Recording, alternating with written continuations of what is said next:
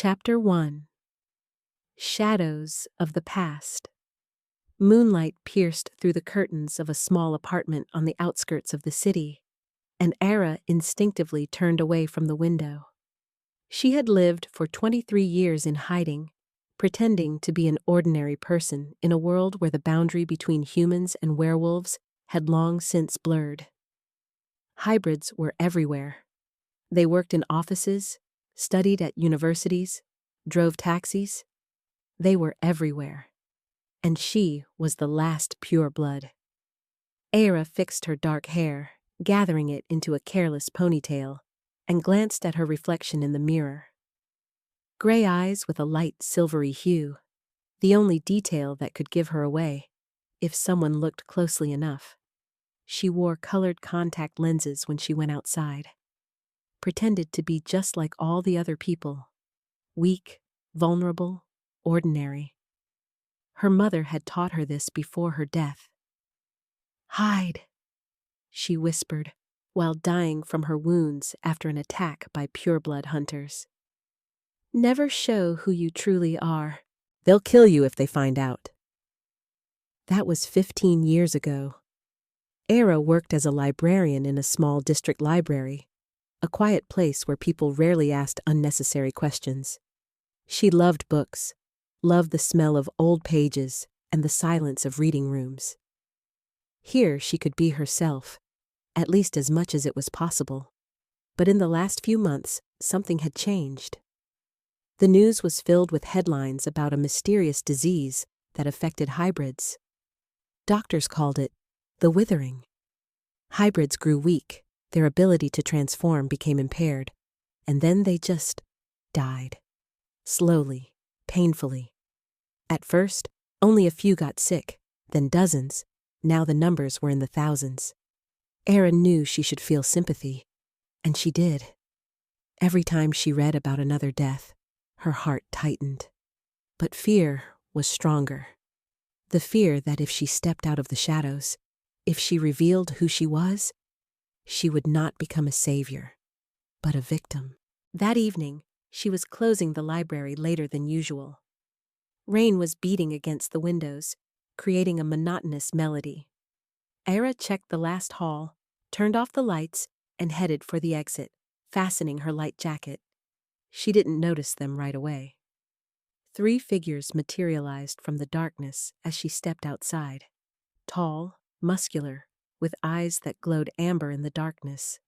Hybrids, but not ordinary ones. There was such power emanating from them that Era caught her breath. "Era Norton?" The voice of one of them was low, commanding. Her first impulse was to run, but self-preservation instinct told her it was useless. They were faster, stronger. Instead, she straightened up, making her voice sound calm. "You've got the wrong person." "No, we haven't." The man stepped closer. "We've been searching for you for a long time. Too long." Era's heart was pounding wildly. She took a step back, but behind her already stood the second hybrid, cutting off her retreat. "I don't know what you're talking about." She tried to get around them, but her arm was grabbed, firmly, but not painfully. "Don't resist," a voice whispered in her ear. "The Alpha King is waiting." Panic crashed over her in a wave. The Alpha King, Dominic Kane, the most powerful werewolf in the world, ruler of all packs. There were legends about him. It was said he was ruthless, and his power was absolute. "No!" Era twitched, trying to break free.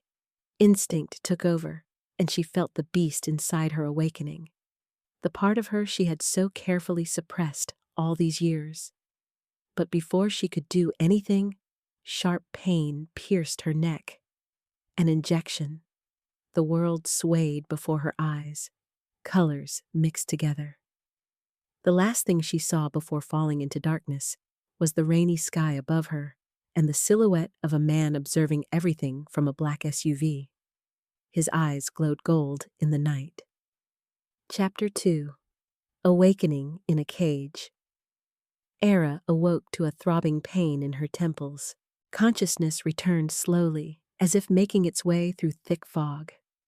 The first thing she felt was the cold stone floor against her cheek. The second, a scent, unfamiliar, yet strangely alluring. A mixture of pine needles, rain, and something wild, primal. She opened her eyes. The room was spacious, but austere. Stone walls, a high ceiling with wooden beams, a small window with bars letting in the morning light. There was barely any furniture. A bed, a table, a chair, and a heavy metal door that, Era was certain, was locked. She tried to stand up, but dizziness forced her to grab onto the edge of the bed. What did they inject her with? And where was she anyway? Memory returned in flashes. The attack by the library, the words about the Alpha King, the injection. She was kidnapped. The reality of it crashed down with full force. "No, no, no!" Era whispered, rushing to the door. She pulled at the handle, locked. She started banging on it. "Hey, someone, let me out!" No answer. She kept banging until her knuckles ached. She screamed until her voice grew hoarse. Then she simply sank to the floor, pressing her back against the cold door, and tried to calm Trey with food in her hands. "You need to eat," she said, setting the tray down on the table. Her voice was neutral, professional. "Where am I?" Era demanded. "Why are you keeping me here?" The woman looked at her appraisingly. "In the Alpha King's residence, in the Northern Mountains." The Northern Mountains. That was 300 miles from the city. Era felt panic rise in her throat again. "You have no right. I haven't done anything." "You were hiding." The woman turned to leave. "While thousands died. The king wants to see you in an hour. I advise you to eat and get yourself in order." "Wait." Era stepped forward, but the door had already closed, and the lock clicked with such a sound of doom that it made her want to scream. She looked at the tray. Soup, bread, fruit, everything looked fresh and appetizing. Her stomach growled traitorously. She couldn't remember when she last ate. But accepting food from her captors seemed a betrayal of herself. Still, starving to death would be even stupider. Era forced herself to eat at least the soup. She needed to keep her strength up, for escape, for resistance, for whatever would come next. Exactly an hour later, the door opened again. This time, 2 guards entered, both large, both hybrids. They said nothing, just gestured for her to follow. Era walked down a long corridor with stone walls. The residence looked more like a fortress, ancient, massive, built to last for centuries. Through the high windows, she could see mountain peaks covered in snow and endless forests below. Beautiful, and utterly hopelessly far from civilization. She was led into a large hall, high ceilings, a fireplace crackling even in the morning. And there, by the window, stood he. Dominic Kane was even more imposing than Era had imagined. Tall, over 6 feet, broad-shouldered, with a physique that couldn't be hidden even by an expensive black shirt. Dark hair streaked with gray at the temples, sharp features that would have been handsome if not for the expression of cold anger. But most striking were his eyes. Gold, like a wolf's, piercing, the kind that seemed to see right through you. When he turned toward her, Ira felt the ancient urge to submit to an alpha, trying to force her to lower her gaze. She resisted the impulse with all her strength. "Era Norton." His voice was deep, filled with authority. "Do you know how long we searched for you?" "I didn't ask to be found." She lifted her chin, meeting his eyes. Something flickered in his gaze. Surprise? Anger? She couldn't tell. 2 years. He took a step closer, and Era made herself not back down. 2 years of searching, while my pack was dying, while I buried my people, children, elders. And you were hiding. I didn't know! Era's voice sounded sharper than she intended. I didn't know about the illness, didn't know I could help. Lies. He was now dangerously close, towering over her. You knew you were the last pureblood. You knew your blood was unique. And still, you hid, like a coward. The injustice of it set anger burning in her chest. I was hiding to survive, she shouted, because everyone who learned about my blood wanted to get it. Hunters killed my mother when I was a child. They tried to catch me as well. So, excuse me for not running straight to you to be used. Silence hung between them, heavy and ringing. Dominic looked at her with such an expression that Era couldn't tell whether he was about to tear her apart or... Your mother, he finally said, more quietly. Nora Norton. I knew her. It caught Era off guard. What? She was from my pack, a very long time ago? There was a hint of regret in his voice. Before she left, before she decided that running was better than the pack's protection. Era felt her world turn upside down. Her mother had never told her about this, never mentioned she knew the Alpha King. She left to protect me, Era whispered. She left because she was afraid, Dominic replied harshly. And she taught you fear, and now my pack pays the price for that fear. He turned away, approached a table on which some documents lay. 317 of my people have died. His voice was frighteningly calm. 317 souls. Children who never reached adulthood. Elders who preserved our history. Warriors who were supposed to protect the pack. And you think I'll let you keep hiding? Era clenched her fists. What do you want from me? Dominic turned, and there was something merciless in his eyes. Your blood. Our scientists believe it contains antibodies to the withering, that it can become the basis for a cure. And you'll just take it. Bitterness colored her words. No matter what it costs me. The price of your discomfort versus the lives of thousands? He smirked, but there wasn't a hint of humor. The choice is obvious. For you, maybe. You do not need to agree, Dominic said coldly. This isn't a request. It's inevitable. He nodded to the guards, and they immediately stepped toward Era. Panic exploded in her chest. No, wait! But they had already grabbed her by the arms, dragging her toward the door. Ira struggled, tried to break free, but their grip was steel. You have no right! She yelled, glancing back at Dominic. I'm not a dog for you to use!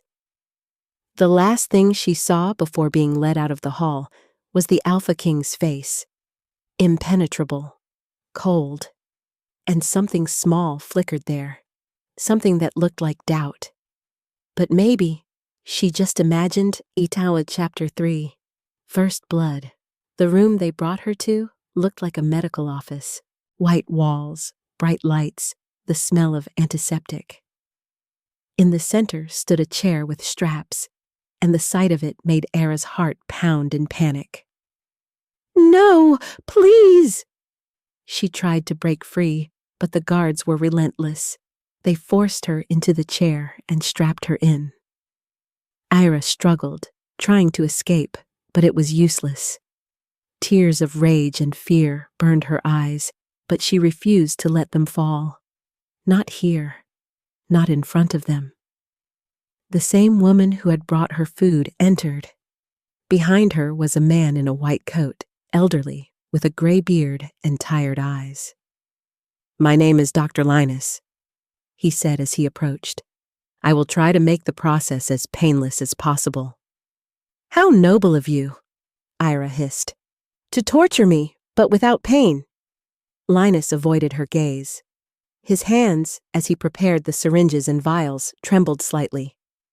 I am only following the Alpha's orders. I am only following orders, Era mimicked him. What a wonderful excuse. I'm sure history knows many cases where that worked out just fine. The female assistant, who held a tray of medical tools, gave her a quick glance. Something flickered in her eyes. Sympathy? Or just discomfort? Your right arm, please, the doctor said. And what if I don't give permission? Era knew it was a pointless question. Her arms were strapped. She couldn't do anything. Linus did not answer. He simply wiped her elbow with alcohol and inserted the needle. Era clenched her teeth, refusing to show pain.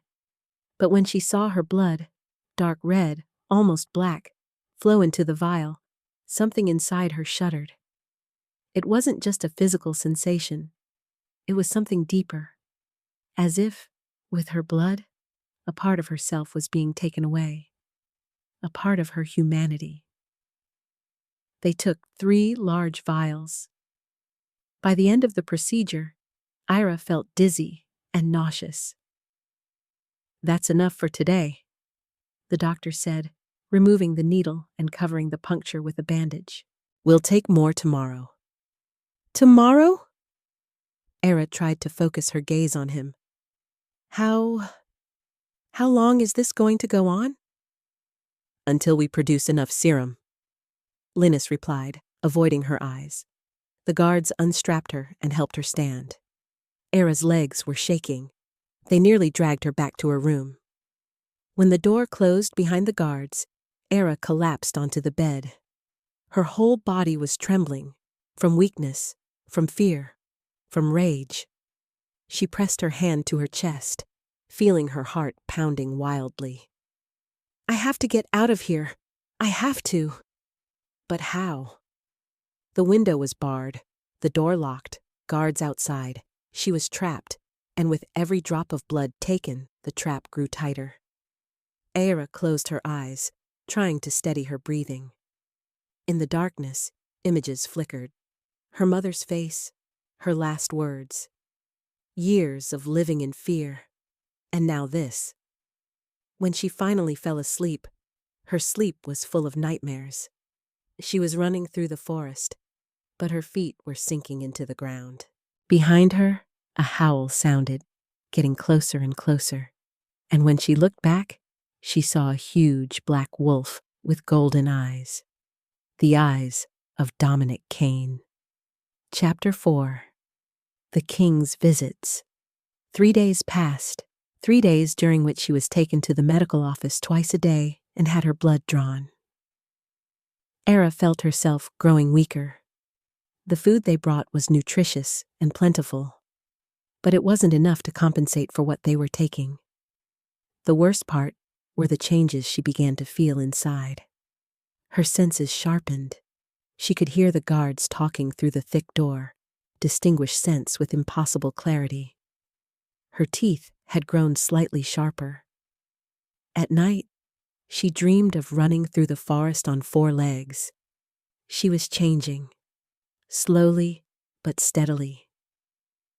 On the 4th evening, as Era lay on the bed staring at the ceiling and trying to stop her hands from trembling, the door opened.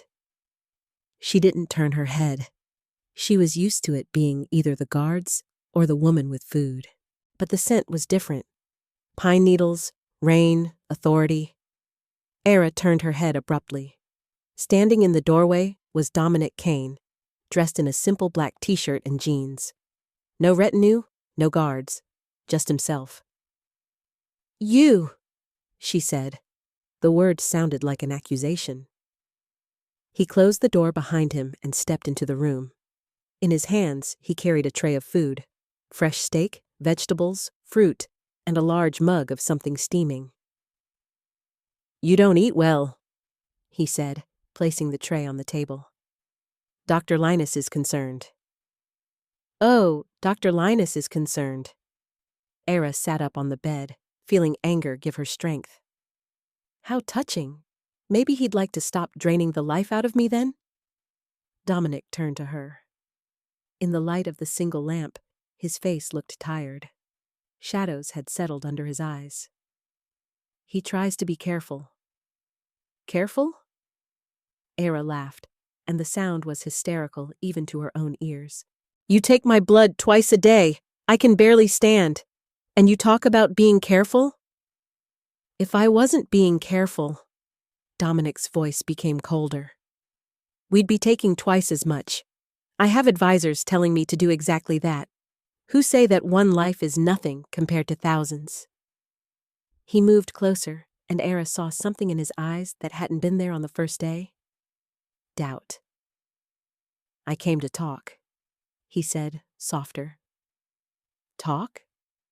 Era narrowed her eyes in distrust. About what? The weather? Or how lovely it is being your living blood donor? Instead of answering, Dominic pulled up a chair and sat opposite her bed. The gesture was unexpectedly human. About your mother, he said. Ainora was special, kind, brave. The mention of her mother brought a painful lump to Era's throat. You have no right to talk about her. Maybe not, he agreed. But I want you to know, when she left, I tried to find her, to protect her, but she didn't want to be found. Because she knew you're just like all the others. Ira tried to keep her voice steady. That you use people like things. Dominic was silent for a long moment. Then he sighed heavily. 3 centuries ago, purebloods ruled. Hybrids were servants, slaves. Then came a revolution, and the pendulum swung the other way. Purebloods were hunted down.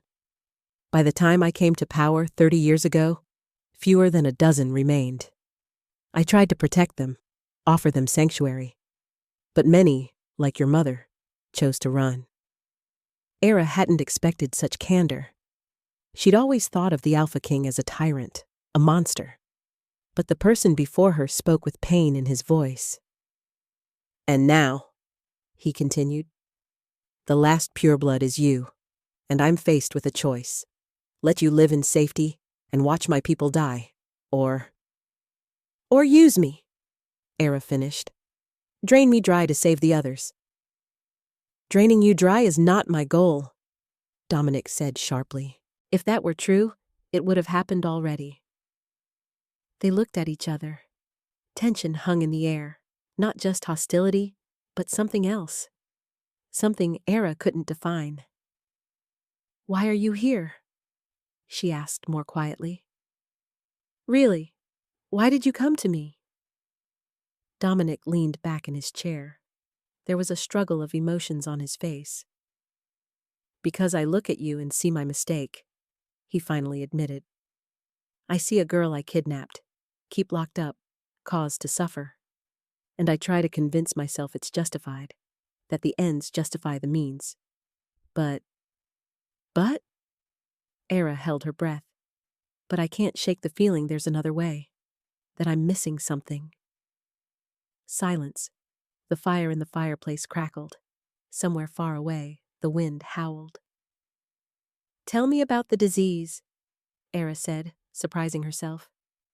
About the withering. What exactly happens to the hybrids? Dominic looked at her in surprise. Why do you want to know? Because if my blood is the solution, I want to understand why.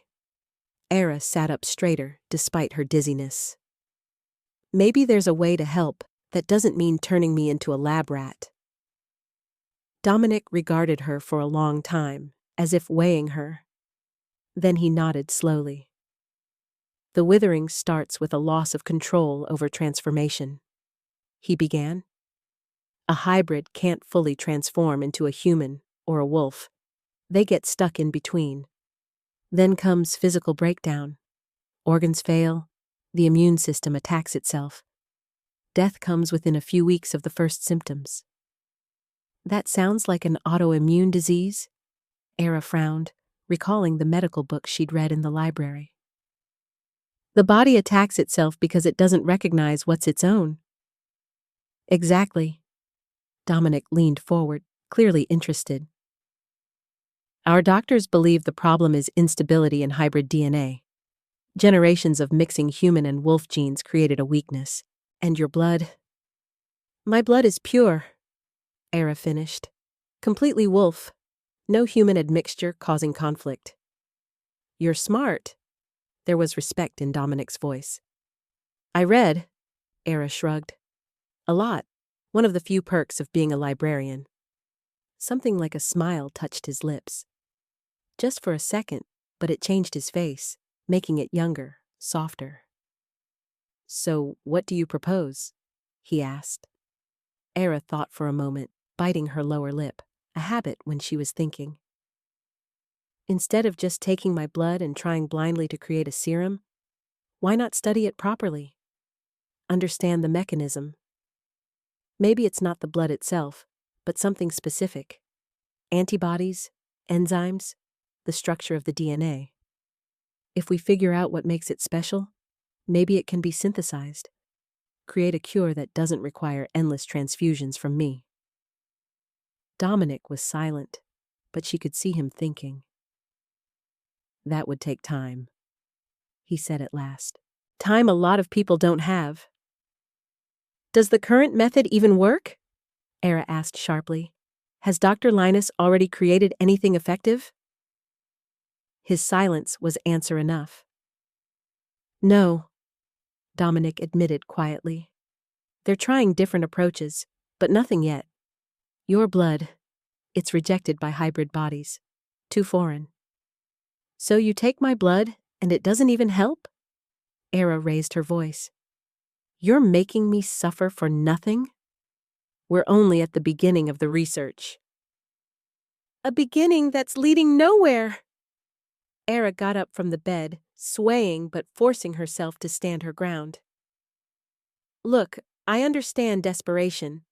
I get that people are dying. But if the method isn't working, maybe it's time to try something else? Dominic stood as well. They stood close, too close. Ira could feel heat pouring from his body, could hear his heartbeat. Her sharpened senses picked up every detail. The tension in his muscles, his scent, his energy. You want to work with us? There was disbelief in his voice. I want this to end, Era replied. And if the only way is to find a solution, then yes, I'll help, but not like this. Not as a prisoner, not as a source to be drained and discarded. As a partner, as a scientist. You're not a scientist. But I'm the only one who understands what it's like to be pureblood. Ira looked him straight in the eyes. I know my body. I know how it reacts to the moon, to emotions, to stress. That knowledge could matter. Dominic looked at her so intently that Era felt her cheeks flush. At last, he nodded slowly. All right. Tomorrow I'll arrange a meeting with Dr. Linus and the research team. You'll be present. But, he raised a hand to stop her thanks. The blood draws will continue. Smaller amounts, less frequently, but they'll continue. We need samples to work. It wasn't perfect, but it was better than nothing. Deal. Era reached out her hand for a handshake. Dominic looked at her hand, then slowly shook it. His palm was warm, large, enveloping her fingers. The touch lasted a second longer than necessary. When he left, Era sat down on the bed again, still feeling the warmth of his hand on her skin. Something had changed. She wasn't sure what exactly, but the dynamic between them had shifted, and she didn't know if that scared her or not. Chapter 5. The Laboratory of Hope. The next morning brought changes. Instead of taking Era to the medical room, the guards led her to a completely different part of the residence. They went down, deeper and deeper, until they reached the underground rooms, where the air was cooler and the walls, cleaner and more modern.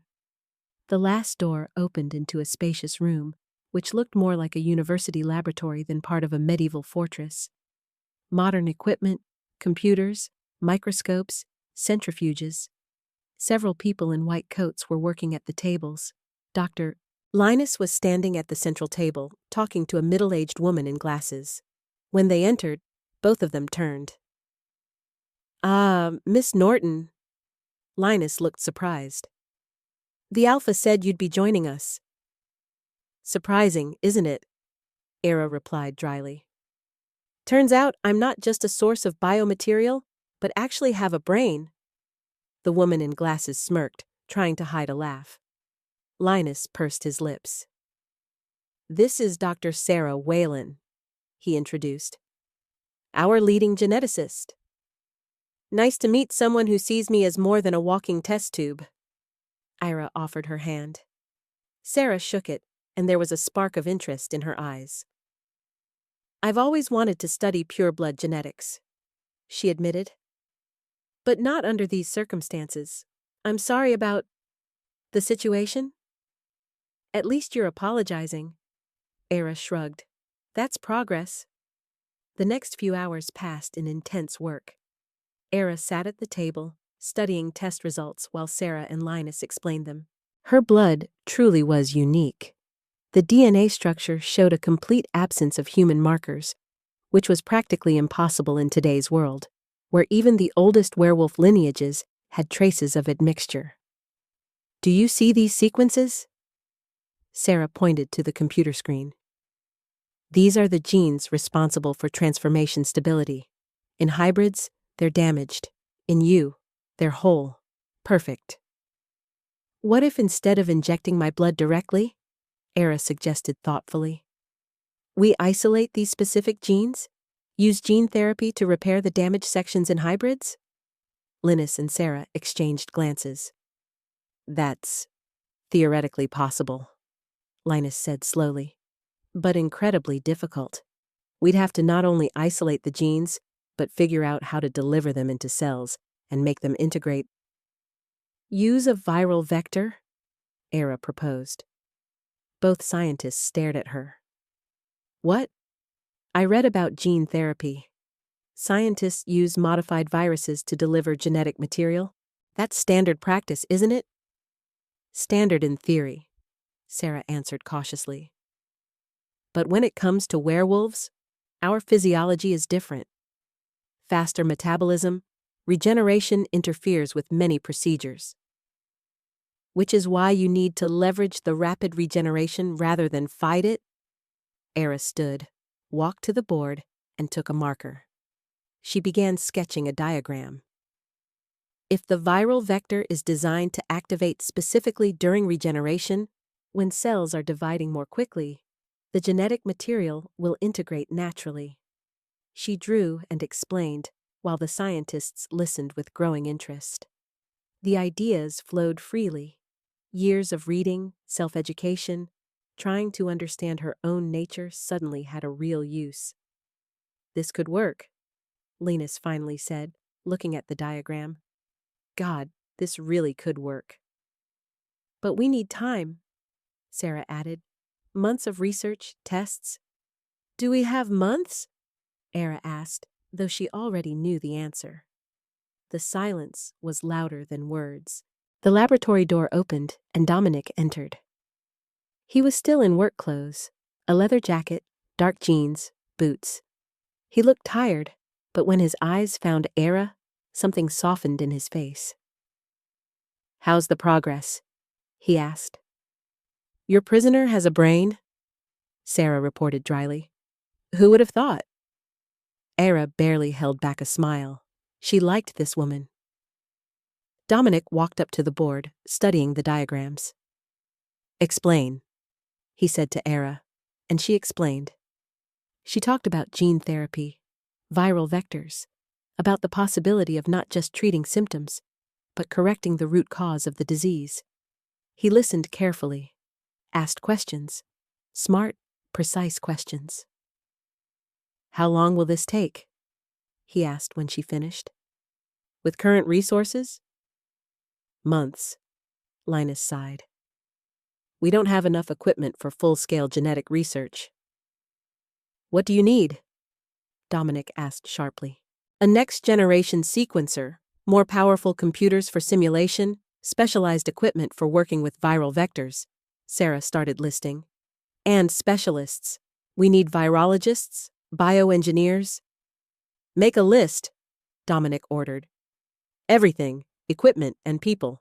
By the end of the day, I want to see exactly what's required, and it'll be here within a week. Alpha, that will cost. I don't care what it costs. Dominic's voice brooked no argument.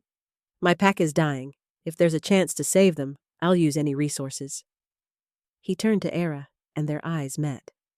There was something new in his gaze. Not just determination, but gratitude? Good work, he said quietly, so only she could hear. I'm not finished, Era replied. This is just the beginning. I know. Something flickered in his eyes. But it's more than we had yesterday. The rest of the day was spent on work. Era helped Sarah catalog samples, studied data, suggested ideas. For the first time in days of captivity, she didn't feel like a victim, but like a person. Useful, needed, not only as a source of blood, but as an individual. When a break was finally announced, Era suddenly realized she'd spent nearly 10 hours in the lab. Fatigue hit her all at once, and she leaned on the table. You need to eat and rest. Dominic's voice came from beside her. She hadn't noticed him approach. I'm fine. You can barely stand. He took her elbow, steadying her. Come on. I can walk on my own. Era. His voice warmed as he said her name. Not pureblood, not girl, but her name. Let me help. She was too tired to argue. She let him guide her out of the lab, up the stairs. But instead of her old prison room, he turned down a different corridor. Where are we going? To your new room, Dominic replied. The other was unfit for a colleague working to save my pack. He opened the door, and Era froze on the threshold. The room was spacious, light. Large, unbarred windows looked out at the mountains. A comfortable bed, soft carpet, bookshelves along the wall, a small couch by the fireplace, and, most importantly, no locks on the door. This, Era could not find the words. You still can't leave, Dominic said honestly. The residence is guarded, and you wouldn't be allowed past the perimeter. But inside, you're free to move around. The library, gardens, laboratory, they're all open to you. Era walked inside, slowly looking around. She went over to the bookshelves. They were filled with books on genetics, biology, werewolf history. Someone had picked them out just for her. Why? She asked, turning to him. Why the change? Dominic stood in the doorway, and in the evening light filtering through the window, he looked vulnerable. Not like the all-powerful Alpha King, but simply a man carrying a heavy burden. Because you were right, he admitted. I treated you like a thing, like a means to an end. But today in the lab, I saw a person, intelligent, brave, willing to help against all odds. And he hesitated. I'm tired of seeing fear in your eyes when you look at me. Something tightened in Era's chest. She took a step closer. I'm still angry at you, she said quietly. For the abduction, for the blood, for everything. I know. But, she swallowed, I'm starting to understand, a little, your desperation, your choices. It doesn't excuse what you did, but I understand. Dominic nodded. Then, unexpectedly, he reached out and gently, very gently, touched her cheek. The touch was light, almost unnoticeable. Good night, Era, he whispered, and left, closing the door. Era stood in the middle of the room, her hand on the spot where his hand had just been. Her heart was beating too fast. Something was changing between them. Something dangerous and magnetic at once, and she wasn't sure she was ready for it. Chapter 6. Closeness. The next 2 weeks flew by in a whirlwind of work. The equipment Dominic had ordered arrived with incredible speed. Specialists came to the residence: virologists, geneticists, bioengineers. The laboratory became a true research center. Era worked alongside the others. Her ideas and her understanding of pureblood physiology proved invaluable. She was no longer a prisoner, she was part of the team. The other scientists consulted with her, listened to her opinions. They still took her blood, but rarely, once every 3 days, in small amounts. Era felt much better. The changes that had begun within her slowed, but didn't stop completely. Her senses remained heightened. Sometimes at night, she would wake with the urge to howl at the moon. But the most frightening thing of all was the closeness with Dominic. He came to the laboratory every day. Sometimes he just observed the work, sometimes he asked questions. And in the evenings, he often visited her in her room, bringing dinner, and they would talk. About work, about progress, about hope. But gradually, their conversations became more personal. He told her about his childhood, about how he became alpha at 25 after his father's death, about the burden of power, the decisions he had to make. Era shared about her years on the run, about her mother, about learning to live among humans, pretending to be one of them. "Have you ever fallen in love?" he asked one evening. They were sitting by the fireplace in her room. Dominic was in an armchair, Era on the couch, a small table with the remains of dinner between them. "How can you fall in love when you're always living a lie?" she replied. "Relationships require honesty. I could never be honest. I could never show who I really am." "Lonely," Dominic said quietly. "Yes." Era looked at him. "And you?"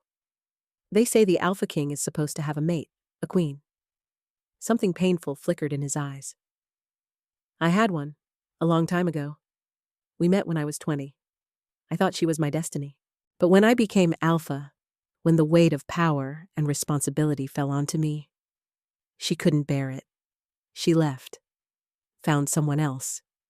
I'm sorry." "Don't be." He shook his head. "It was over 30 years ago.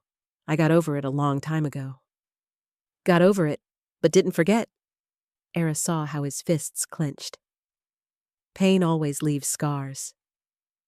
Dominic looked at her, and there was so much emotion in his gaze that it took her breath away.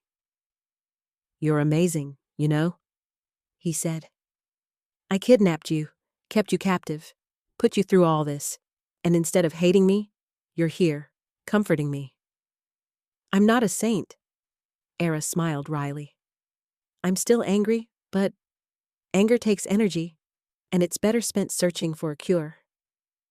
Besides," she paused, searching for words, "you're not the monster I expected.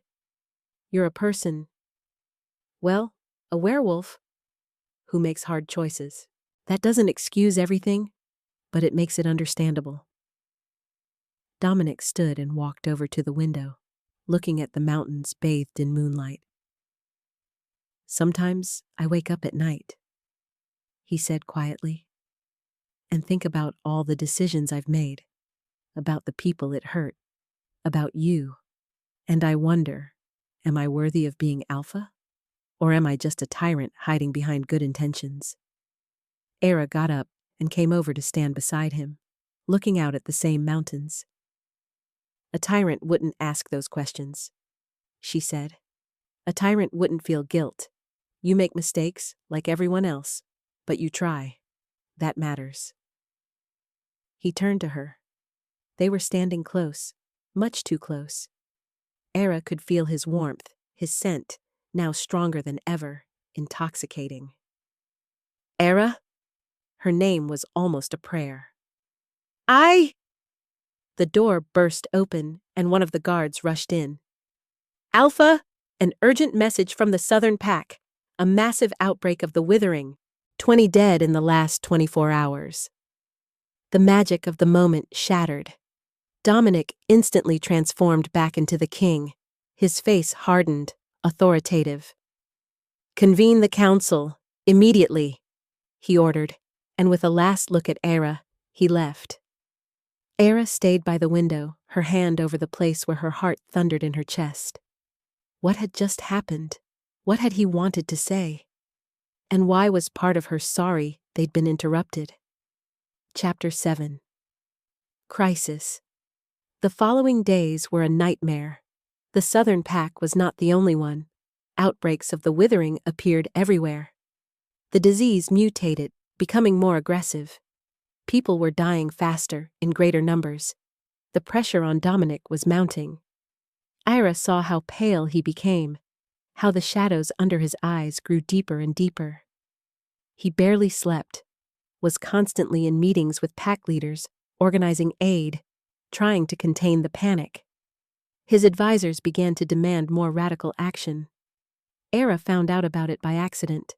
She was walking down the corridor toward the laboratory when she heard voices from the half-open council chamber door. She knew she shouldn't eavesdrop, but one of the advisors' voices was so loud it was impossible not to overhear. "We're losing 100 people a day," a man was shouting. "And that girl is busy with her experiments in the lab. We need drastic measures." "What measures do you propose, Marcus?" Dominic's voice was dangerously quiet. "Take all her blood, as much as we need, even if it kills her. One life against thousands." Era froze, pressing herself against the wall. Her heart pounded so loudly she thought it could be heard in the next room. "No," Dominic said firmly. "Alpha, be reasonable." "I said no!" Dominic's roar made the stone walls tremble. "Era is not a sacrificial lamb. She's working on a solution that could save everyone. Give her time." "There is no time," another voice broke in. "My son is dying, Alpha. He's 16. 16! And you tell me to wait?" The silence was heavy. "I understand your pain, Gregory." Dominic's tone softened. "But killing Era won't save your son. It will only make us murderers." "You've fallen in love with her," Marcus accused. "That's what this is. The Alpha King is in love with his pureblood plaything, and now—" The sound of a punch, the crash of a falling body. "The next one who insults her will die." Dominic's voice was utterly calm. "And that's not a threat. Council is over." Era heard footsteps approaching the door, and she darted away. She practically ran down the corridor, not even watching where she was going until she found herself in the residence's garden. Cold air burned her lungs, but she kept walking until she reached a far corner, where a stone bench stood beneath an old oak tree. She sat down, arms wrapped around herself. A shiver ran through her body, not from the cold, but from the realization of how close she had come to death. How many people wanted her blood? All of it, to the last drop. And Marcus's words, "You've fallen in love with her." And Dominic hadn't denied it. He had simply hit the man for the insult. "Era?" She flinched and turned around. Dominic was standing a few steps away, his knuckles bruised and bleeding. "You heard." It wasn't a question. She nodded, not trusting her voice. Dominic came over and sat down beside her on the bench. For a while, they simply sat there in silence, gazing at the garden, where the first snow was beginning to cover the ground in a thin white layer. "I'm sorry," he said at last. "For what?" Era turned to him. "For protecting me? Or for the people who want me dead?" "For all of it." Dominic ran a hand over his face. "For dragging you into this. For not being able to shield you from their anger. For falling in love?" Era finished quietly. He looked at her sharply. In his golden eyes was a storm of emotion. "I didn't want to," he said hoarsely. "God, I tried. You were supposed to be nothing but the means to save my pack. But then I saw your strength, your compassion.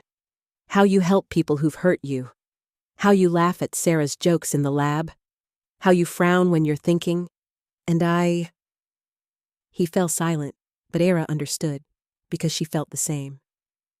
This is madness, she whispered. You kidnapped me, kept me prisoner, drained my blood. I know. I should hate you. I know. He turned to her, and suddenly the space between them seemed both too small and too large at the same time. Do you? Era looked at him, at the strong lines of his face, the eyes full of pain and hope, the lips that could be so cruel and so gentle. No, she admitted. I don't hate you, and that scares me more than anything. Dominic raised his hand, touched her cheek. His fingers were cold from the blood on his knuckles, but the touch was incredibly gentle. You don't have to feel anything, he said. I'm not asking, not expecting. But I want you to know, if I could turn back time, change how we met. But you can't. Era covered his hand with hers. No one can. We have what we have, and I don't know what it means. I don't know what I feel. It's all too complicated, too tangled. Then don't think. Dominic leaned in, his forehead resting against hers. Just for a moment. Just be here, with me.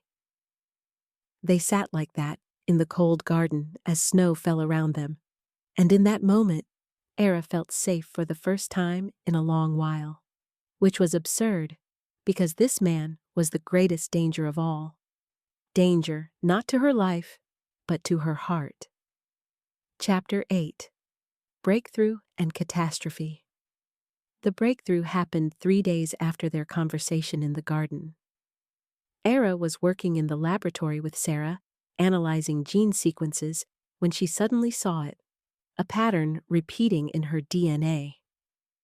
A specific sequence present in the genes responsible for transformation stability. Sarah, look at this, she said, enlarging the image on the screen. Sarah leaned in, studying the data. Her eyes widened. This is a regulatory sequence. It controls the expression of several key genes at once. And if we can isolate it, insert it into the viral vector, it will trigger the repair of damaged genes in the hybrids. Sarah grabbed Era's shoulders. My God, this is it! This is the solution! The next hours were spent in feverish work. They called in Linus and the other specialists. Together, they built a model. How to isolate the sequence, how to insert it into a viral vector, how to deliver it into hybrid cells. When Dominic came in the evening, the laboratory was buzzing with excitement. We have it, Era greeted him, her eyes shining. We found the solution, the true solution. She showed him the data, explained the mechanism. For the first time in weeks, hope appeared on Dominic's face. How long until we can produce the vaccine? With the right resources? Linus thought. A week to create the viral vector, several more days to test. Maybe 2 weeks until the first doses. Do it, Dominic ordered. Whatever you need. Money's not an issue. Hire more people. Work around the clock. The team threw themselves into work with renewed strength. Era worked alongside everyone else, 16 hours a day, barely resting. She felt she was reaching her limit, but it didn't matter. They were so close to saving thousands. Dominic came every evening, taking her out of the lab so she would eat. Sometimes they just sat in silence, too tired to talk. But his presence calmed her, gave her strength to keep going. On the 5th day of work, Era began to feel the first signs of illness. Dizziness, nausea. She blamed it on fatigue and lack of sleep. On the 6th day, everything blurred in front of her eyes as she grabbed the table to keep from falling. Era? Sarah was beside her in a heartbeat. You're pale as death. I'm fine. Era tried to wave her off, but her words sounded slurred even to her own ears. Linus! Sarah called. Quickly, The doctor hurried over, shined a light in Era's eyes, checked her pulse. His face went pale. Severe anemia. Damn it, how did I miss this? What? Era struggled to focus. But we've barely taken blood for 2 weeks now. It's not just blood loss. Linus helped her sit.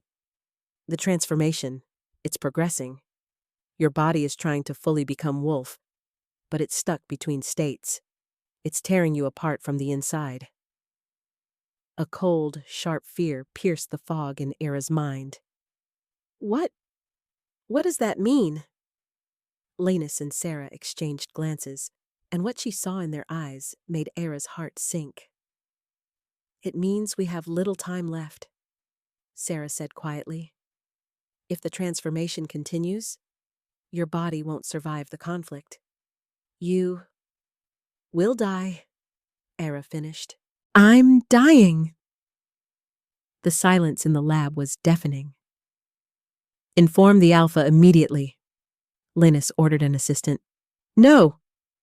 Era tried to stand, but her legs wouldn't support her. We have only a few days left until the vaccine is done. I won't allow. You can hardly stand. Sarah held her by the shoulders. Era, you'll die if you don't stop. And thousands will die if we do stop. Era's voice broke into a scream. I can't. This is all I'm here for. The only reason my existence makes sense. The laboratory door burst open with such force it flew off its hinges. Dominic stormed inside, his golden eyes blazing, a wave of strength emanating from him so powerfully that everyone instinctively stepped back. Everyone except Era. He was at her side in an instant, dropping to his knees in front of the chair where she sat. His hands cupped her face, forcing her to look at him. What's happening?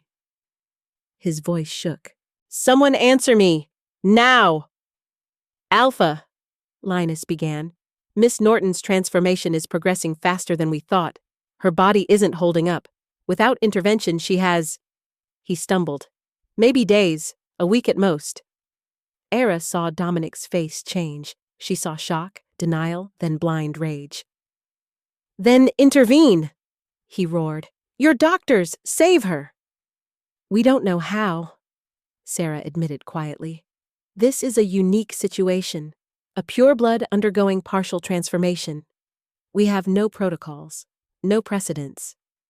The vaccine, Era whispered, touching Dominic's hand. When the vaccine is ready, maybe it will stabilize me too. We just have to make it until then. No. Dominic shook his head.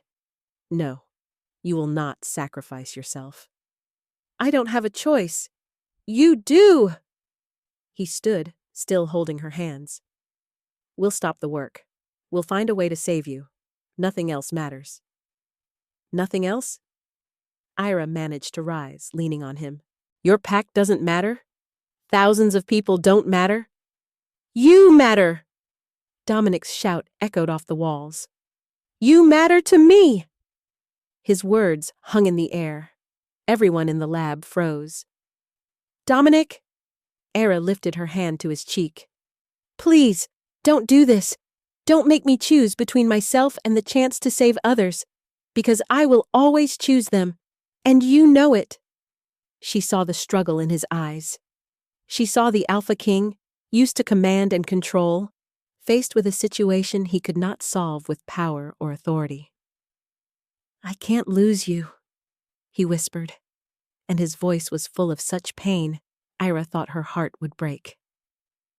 Please, don't ask me to do this. Then help me survive long enough. She pressed her forehead to his chest. Help me finish the work, and then we'll see. Dominic held her so tightly, as if he was afraid she would disappear if he let go. Era felt his body trembling. All right, he finally said, but I'll be here, every second, and at the first sign of things getting worse, it all stops. Understood? Era nodded, knowing it was a lie. Knowing that when the time came to choose between herself and the vaccine, she would choose the vaccine. because she didn't know how to do anything else. Chapter 9. On the Edge of the Abyss. The following days were the hardest of Era's life. She continued to work in the laboratory, but now under constant medical supervision. Dominic was almost always by her side, working nearby, helping however he could, carrying her in his arms when her legs refused to support her. Nights were the worst. Pain shot through her entire body. It felt like every cell was being torn apart. Ira screamed into her pillow so no one would hear, but Dominic knew anyway. He would come, lie down next to her, and hold her until the pain subsided. "I'm sorry," she whispered in those moments. "Sorry I can't stop." "Don't apologize." He stroked her hair. "Never apologize for being kind, for wanting to help." On the 9th day of work, the vaccine was finally ready. The first sample, created with Era's blood, and the gene sequence they had isolated. "We need to test it," Linus said, holding the vial of clear liquid. "On someone at an early stage of the withering." "I have a volunteer." Dominic was already dialing his phone. "A young warrior from my own pack. He's 20 years old. Symptoms appeared 3 days ago. He wants to help." The young man, whose name was Eli, arrived within the hour. He was pale, weak, but his eyes burned with determination. "I'm ready, Alpha," he said. They injected him with the vaccine and began to observe. For the first few hours, nothing happened. Then Eli developed a fever, an expected reaction, a sign that the immune system was responding. Era sat nearby, holding his hand, ignoring her own weakness. Dominic stood behind her, one hand resting on her shoulder. A steady anchor, a reminder that she wasn't alone. By evening, the fever subsided. Eli slept. When he woke in the morning, his skin was a healthier color. His breathing, steady. "Try to transform?" Linus asked. Eli closed his eyes, concentrating, and the transformation went smoothly, effortlessly, which had been impossible the day before. A wolf, gray and strong, stood where the young man had been, then shifted back into human form. "It works," Sarah whispered, wiping away tears. "My God, it really works." The laboratory erupted in applause and whoops of joy. The scientists hugged each other. Some cried. Ira felt Dominic pick her up from her chair, spinning her around despite her weakness. "You did it." He laughed and cried at the same time. "You saved them all." But when he set her down, the world began to spin. Era gripped him for support, but her legs gave out and she fell. The last thing she heard before darkness claimed her was Dominic's voice, a cry filled with panic and fear. Chapter 10. Fight for Life. Era woke up in an unfamiliar room. White walls, the smell of antiseptic, the beeping of monitors, the medical wing of the residence. She tried to move, but her body wouldn't obey. Every movement sent waves of pain through her. "Don't move," came Dominic's hoarse voice. Ira turned her head. He sat in a chair beside her bed, looking awful, unshaven, red-eyed, still in wrinkled clothes. It was clear he hadn't slept or eaten in days. "How long?" Her voice was weak, almost a whisper. 4 days. Dominic moved the chair closer and took her hand in his. "You've been unconscious for 4 days," Linus said. His voice broke. He said you might not make it. Tears streamed down his cheeks, and he didn't even try to hide them. "The vaccine?" Era asked. Even now, on the edge of death, this was what mattered most. "It works," he sobbed, laughing and crying at once. "It works perfectly. We've already given it to hundreds. Everyone is recovering. You saved them all." "Good." Era tried to smile. "Then it was worth it." "No!" Dominic squeezed her hand. "Nothing was worth almost losing you. Nothing." The door opened and Linus and Sarah entered, both haggard and exhausted.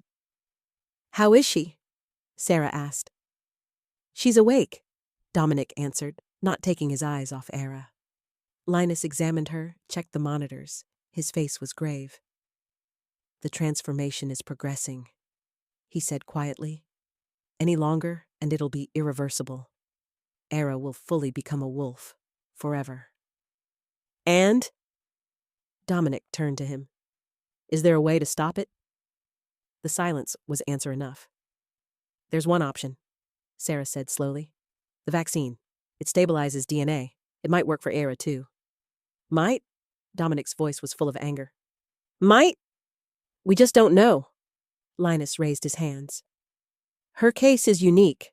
The vaccine was made for hybrids, and she's a pureblood. It could help or accelerate the process. We simply don't know. So it's a choice between certain death and a chance at survival," Era whispered. "There's no choice." Dominic squeezed her hand. "We'll try the vaccine." "Alpha," Linus hesitated. "There's another issue. She needs to be stronger to withstand the procedure. Right now, her body won't handle it." "What does she need?" "Blood," Sarah replied. "A transfusion to restore some strength." "Take mine," Dominic said immediately. "You're a hybrid." Linus shook his head. "Your blood isn't compatible. She needs pure, but she's the last." A heavy silence fell. "There's an alternative," Era whispered. Everyone turned to her. "The bond. An alpha can share strength through the bond." "That's ancient magic," Linus frowned. "It requires a deep connection, a union of souls. In effect, it would make you a pair. For life." Dominic looked at Era. There was a question in his golden eyes. Era thought of the past weeks, of how he had changed, how she herself had changed. The moments of closeness, the evenings by the fire, how he held her through the pain, how somewhere along the way, something more slipped in between hatred and understanding. Love. She loved him, despite everything. "Do it," she whispered. Dominic didn't hesitate. He leaned forward, touching his forehead to hers. Closed his eyes, and Era felt something warm and powerful begin to flow between them. Energy, strength, life. But it was more than a physical exchange. She felt his emotions, his fear of losing her, love so deep it stole her breath, determination to protect her at any cost. And he felt her fear, her hope, her love, which she had tried so long to deny. When he pulled back, Era felt stronger. Not fully restored, but enough for what had to come next. "I'm ready," she said. "Give me the vaccine." Linus and Sarah prepared everything. A syringe with clear liquid, the very cure Era had helped to create. "This might help," Linus said as he got her ready for the injection. Or it might kill me, I know." Era tried to smile. "But better to die trying than to just give up, right?" Dominic sat on the edge of the bed and took her free hand. "I'll be here," he promised. "No matter what." "I know." She intertwined her fingers with his. "I can feel you now. I always will." Linus gave the injection. The clear liquid flowed into Era's veins. At first, nothing, then heat. Building, rising, growing stronger until it became fire burning her from within. Era screamed, arching up from the bed. "Era!" Dominic held her, trying to keep her still. The pain was unbearable. It felt like every cell was breaking apart, rebuilding, dying, and being born again. She screamed until her voice failed. And then, just as suddenly as it began, it all went quiet. Era lay there, gasping for breath. Sweat covered her skin, her hair stuck to her forehead. But the pain was gone. Linus leaned over the monitors, eyes wide. "Vitals are stabilizing," he whispered reverently. "The transformation? It stopped. Her DNA is restructuring, but now it's stable. That means... Sarah couldn't finish the thought. It means it worked. Linus turned to them with a wide smile. She's going to live. Dominic let out a sound between a laugh and a sob. He bent down, pressing his forehead to Era's shoulder, shaking with emotion. You survived, he kept saying. You survived. Era raised a trembling hand to his hair. I told you we'd see, she whispered. And here we are. He looked up, eyes wet but smiling, a real smile that made him staggeringly handsome. Never again, he said firmly. Never again will you risk your life. I couldn't survive it a second time. No promises. Era smiled weakly. I have a tendency for heroic recklessness, remember? Then I'll just have to watch over you every second, he said, leaning in to kiss her forehead, her cheeks, brushing away her tears. Every damn second. That sounds like a threat. Era closed her eyes, savoring his closeness. It's a promise, he whispered against her lips. And then, finally, kissed her. The kiss was gentle, careful, full of all the emotions they could not put into words. The fear they'd endured, the relief, the love that had grown under the most impossible circumstances. When they broke apart, Ira saw Linus and Sarah had tactfully turned away, pretending to be busy with equipment. Rest now.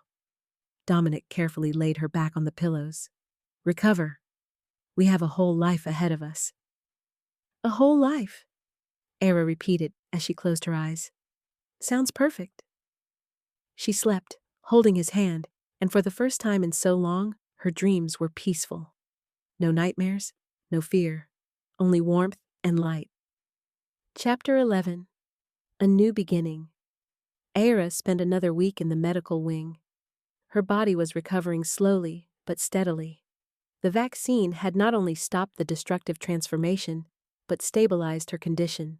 She remained pureblood, but now she could control the changes, choose when to transform, when to remain human.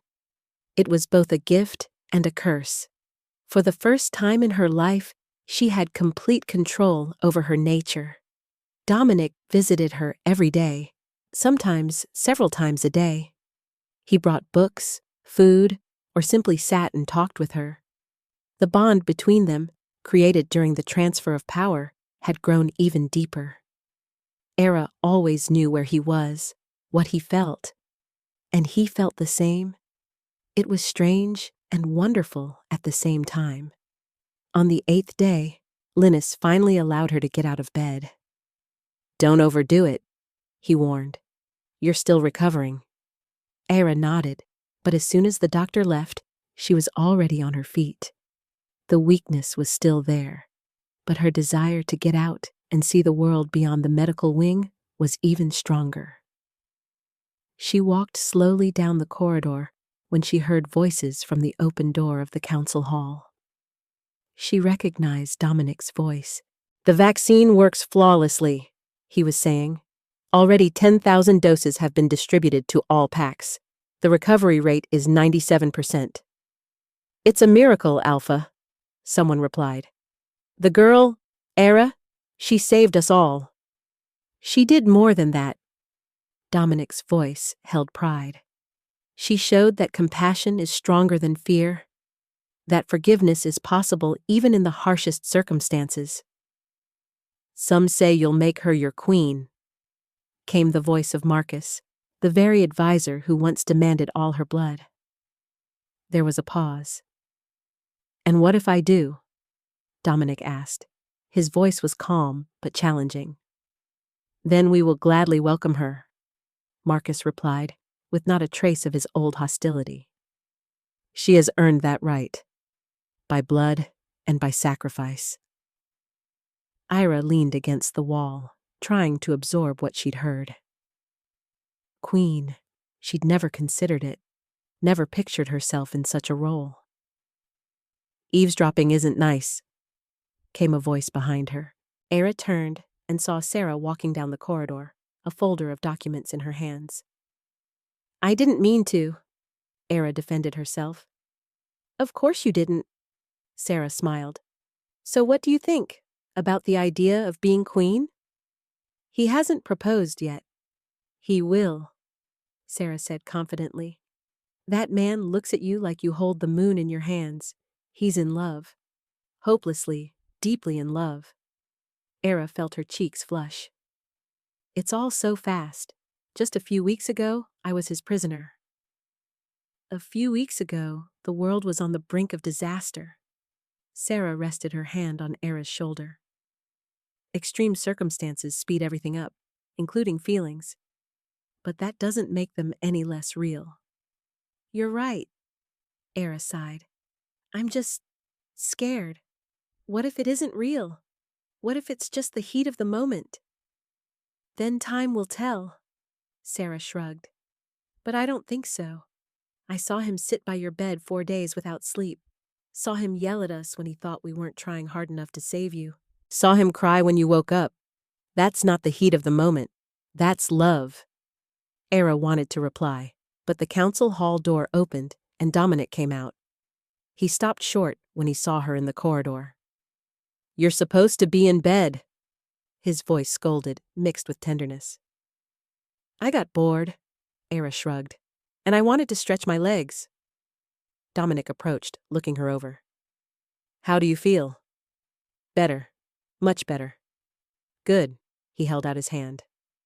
Then come. I want to show you something. Era glanced at Sarah, who gave her a meaningful smile, then disappeared around the corner. Era took Dominic's hand. He led her through the residence, up the stairs, until they reached the highest tower. From here, the whole valley was spread before them. Snow-covered mountains, endless forests, small villages dotting the landscape. It's beautiful, Era breathed. Yes, Dominic agreed, but he was looking not at the view, but at her. Very beautiful. Era turned to him and caught his gaze, so tender, so full of emotion. You didn't bring me here just for the view, she said. It wasn't a question. No. He took both her hands in his. I brought you here because this place is special to me. I come here whenever I have to make an important decision. Whenever I need clarity. And what decision are you making now? Dominic knelt down on one knee. Era gasped, her heart pounding faster. I started everything with you the wrong way, he said, looking into her eyes.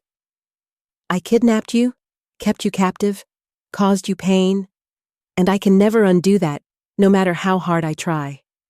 But I want to spend the rest of my life making it right.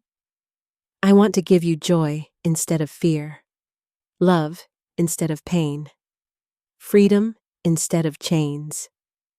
He took a small box from his pocket and opened it. Inside was a ring, silver, with patterns of wolves under the moon.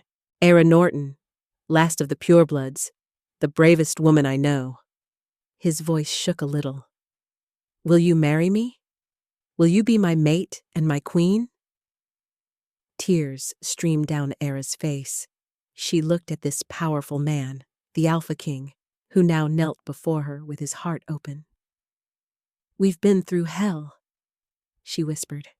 You hurt me. I hated you. I was afraid. I know. But she dropped to her knees in front of him, so they were eye to eye. Somewhere along the way, I saw the real you. Not a king, not an alpha, but a man, bearing an unbearable burden. A man willing to do anything to save his people. A man who learned to see me as a person, not just a tool. And her voice broke. I fell in love with that man. Dominic closed his eyes, a tear sliding down his cheek. So, is that a yes? It's a yes. Era laughed through her tears. Yes, I'll marry you. Yes, I'll be your mate. Yes, I'll spend the rest of my life with you, no matter how crazy everything seems. He slipped the ring onto her finger. It fit perfectly, as if it had been made for her. Then he pulled her close and kissed her, deeply, passionately, pouring into the kiss everything he couldn't say. When they broke apart, both were laughing and crying at once. "I love you," Dominic said, touching his forehead to hers. "I'll love you until the end of days." "And I love you," Era replied. "I don't even know when it happened. Maybe it was when you first came and spoke to me about my mother, or when you held me while I was dying in pain, or when you cried, thinking you'd lose me. But it happened, and I don't want to hide it anymore." They sat together on the tower, wrapped in each other's arms, watching the sunset paint the mountains gold and red. Below them, life was returning. People were healing, hope had come back. And there, at the top of the world, two people had found each other. Against all odds. Against a beginning that seemed destined to destroy every chance at love. Yet instead, it created something stronger. Chapter 12. Coronation. 5 months had passed. Era stood before the mirror in her room. Not the little cell where she spent her first days in captivity. Not the hospital wing where she fought for her life. But real royal chambers. Spacious, filled with light and life. She wore a dress, silvery white, reminiscent of moonlight. Simple, yet elegant. On her head rested a crown of intertwined silver branches. She looked like a queen. Did she feel like one? That was another question. "You look stunning." Sarah entered the room, dressed herself in an elegant dark blue gown.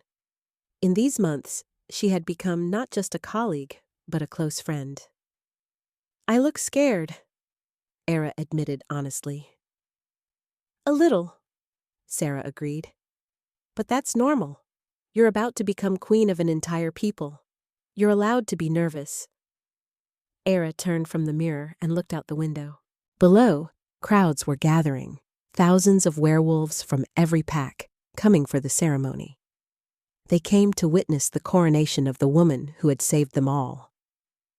"What if I let them down?" Era whispered. "What if I fail?" "Then you wouldn't be yourself," Sarah said, resting her hands on Era's shoulders. "Era, you've spent the last 5 months working alongside us in the lab, helping to improve the vaccine. You visited the sick, comforted families who lost loved ones. You studied leadership, politics, the history of the packs. You did everything you could to become worthy of this role. And you know what? You already are. More than worthy." Tears stung Era's eyes. "Thank you," she whispered. "For everything." There was a knock at the door, and Dominic entered. He was in formal wear, a black suit, a cloak with the pack crests, and a golden crown. He looked every bit the king, commanding, strong. But when his gaze found Era, his expression softened, filled with such love it took her breath away. "Leave us, please," he asked Sarah. Sarah nodded and left, closing the door. Dominic approached Era and took her hands in his. "You're beautiful," he said simply. "You're biased." "Absolutely," he smiled. "But that doesn't make it any less true." Era leaned into him, comforted by his closeness. "I'm scared," she confessed. "Afraid I won't be the queen they deserve." "Do you know what I think?" Dominic stepped back to look her in the eyes. "I think they don't deserve you. You're too kind, too compassionate, too strong for this world. But you're here. You chose to be with me, to be their queen, and that's the greatest gift they could have received. You always know what to say." "I speak the truth." He touched her cheek softly. "And here's another truth. I'll be by your side. Every step of the way. When it's hard, when you have doubts, when you're about to fall, I'll catch you. Always." Era stood on tiptoe and kissed him, gently, promising. "Then let's go," she said. "A whole nation is waiting for us." They left the room hand in hand, made their way through corridors filled with people who bowed, smiled, wished them luck. They descended to the grand hall where the ceremony would take place. Thousands of eyes were on them. Era felt the weight of their gazes, but did not let fear take over. Dominic was beside her, and through their bond, she felt his strength, his support. The ceremony was ancient, steeped in centuries of tradition. The elders of the packs stepped forward one by one, recognizing Era as their queen. She repeated the vows to protect her people, serve justice, and honor ancient laws. When the last vow was said, the oldest among the werewolves, a gray-haired man of about 300, came forward. "Era Norton, last of the pure-blooded savior of the packs," his voice rang through the hall. "Do you accept the Queen's crown? Do you accept the burden of power and responsibility?" Era looked at Dominic. He nodded, smiling. "I accept," she said firmly. The elder placed the crown on her head. The hall erupted into applause, howls, joyous cries. Dominic pulled her close and kissed her in front of everyone. A kiss that was promise, celebration, love made into action. When their lips parted, Era looked out over a sea of faces. All those people who had once been strangers, even enemies. Now they were her people, her responsibility, her family. "I won't let you down," she whispered, though her words were lost in the roar of celebration. But Dominic heard. He always did. "I know," he murmured in return. "I will be with you, always." Epilogue. Full moon a year later. Era stood on the same tower where Dominic had proposed to her. The full moon hung in the sky, huge and bright, bathing the world in silver light. Behind her, she heard footsteps. She didn't have to turn to know who it was. She always knew. "Can't sleep?" Dominic wrapped his arms around her from behind, resting his chin on her shoulder. "Just thinking." Ira leaned back against him. "About how much has changed." "Yes," he agreed. 18 months ago, you were in the hospital, fighting for your life. And before that, I was in a cell, hating you." "Please, don't remind me." He winced. "I still feel guilty about those first days." Ira turned in his arms, meeting his eyes. "It's all right, because that guilt brought us here, to this moment, and I wouldn't change a thing." "Not even the kidnapping?" "Not even that," she smiled. "Because otherwise I would never have met you. I wouldn't have found my purpose, my home, my family." Dominic touched her belly, now softly rounded, holding their future. "Our family," he corrected, reverence in his voice. Era placed her hand over his. They'd learned of her pregnancy a month ago, and their joy was so overwhelming, it seemed their hearts might burst. The first pure-blood child in 50 years, a symbol of hope for the future. "What do you think we'll tell her?" Era asked. "Or him, about how we met?" "The truth," Dominic said firmly. "The whole truth, about my mistakes, about your forgiveness, about how even from darkness light can grow if you give it a chance." They stood together under the full moon, two wolves who had found their pack in each other. A story that began in captivity and fear had ended in love and hope. And somewhere below, in the valley, thousands of werewolves lived, loved, and hoped, thanks to the sacrifice of one girl who decided that compassion was stronger than fear. The last pureblood who saved them all. And, in doing so, found herself. Thank you for staying with me throughout this story. If you enjoyed the tale, please share your thoughts in the comments. I'm really interested to hear your opinions and learn about your favorite moments. Discuss the plot, ask questions, and share your ideas for future stories. Your support, comments, likes, and subscriptions are incredibly important for the channel's growth and inspire me to keep writing. Let's create a cozy book-loving space together where everyone can find something special. Thank you for listening, and see you soon in the next stories.